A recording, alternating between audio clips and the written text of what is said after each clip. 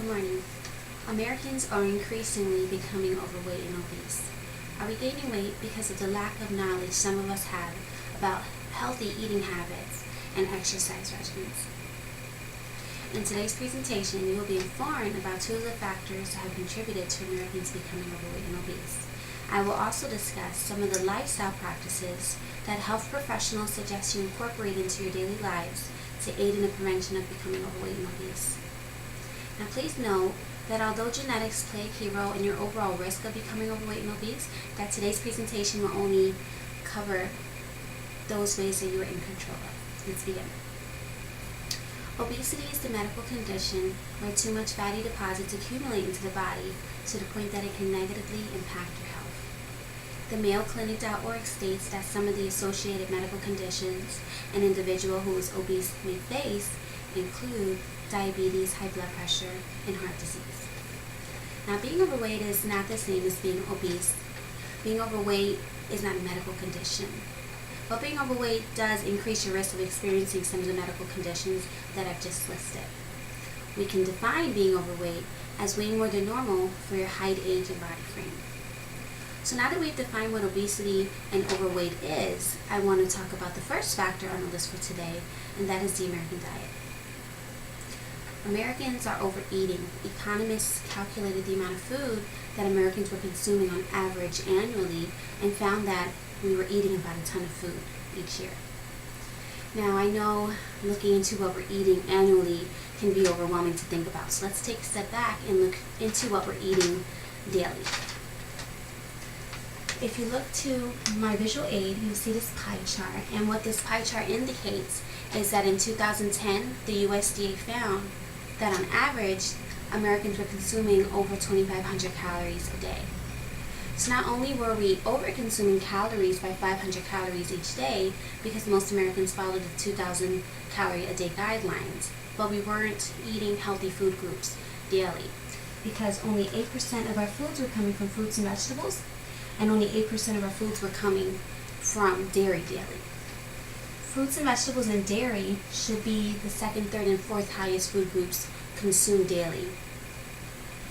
However, we were eating too many added fats and sweeteners because 23% of our daily calories were coming from added fats and oils, and 16% of our calories in 2010 daily were coming from sweeteners.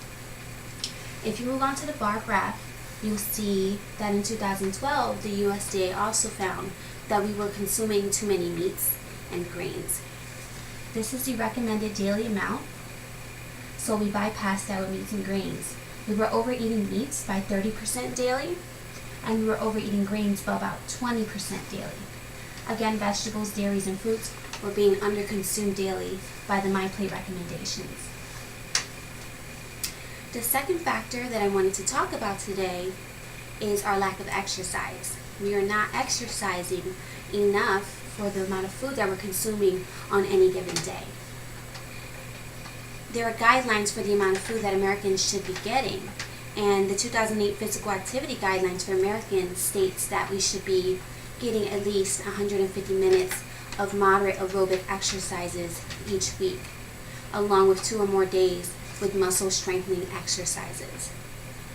But it was found by the Center for Disease Prevention and Control that Americans over 18 were only getting not the recommended amounts, because only 49% of people over 18 were getting the amount recommended for moderate aerobic exercises, and only 20% were getting the amount recommended for both moderate aerobic exercises and muscle strengthening training each week.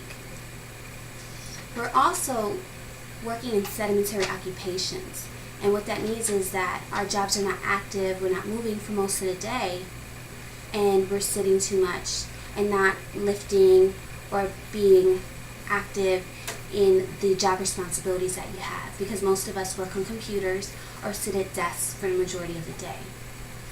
In fact, the annual revenue of public health in 2005 found that only 22% of occupations now were considered high-level or high-physical occupations where you would be active throughout your day. So as you can see, based on the information I've given you today, the unhealthy eating habits that we have and our lack of exercise both contribute to Americans gaining weight and becoming obese. Some suggestions I can give you based on today's presentation would be to eat food groups that are higher priority and more healthy, and to moderate the amount of added fats and oils and sweeteners that you add into your diet. Also, it would be helpful for you to become more active and try to get the minimum recommendations set by the Center for Disease Prevention and Control. This concludes our presentation for today. If you have any questions, please feel free to ask now. Yes? How can I measure if I'm overweight or obese? So if you're looking to see if you're overweight and obese, you're looking for your body mass index. There is a formula to calculate your body mass index, and the formula for doing that is you take the number 703, and what you're going to do is you're going to multiply that number by your weight divided by your height in inches squared. Now that formula is going to give you a number. Any number under 25 is considered a healthy, normal body weight. Any number over 25 would be considered overweight, and any number over 30 would be considered obese. Any other questions for today? Are Americans supposed to eat 2,000 calories? Everyone is not supposed to eat 2,000 calories. Americans should discuss this with health professionals, especially if you're trying to lose weight, because it really depends on how much you weigh now, what your current goal for your weight would be in the future, and how active you are. And only health professionals can really determine how much you should be consuming for your weight and your activity level. Any more questions? Okay, well, this concludes my presentation. Thank you for watching.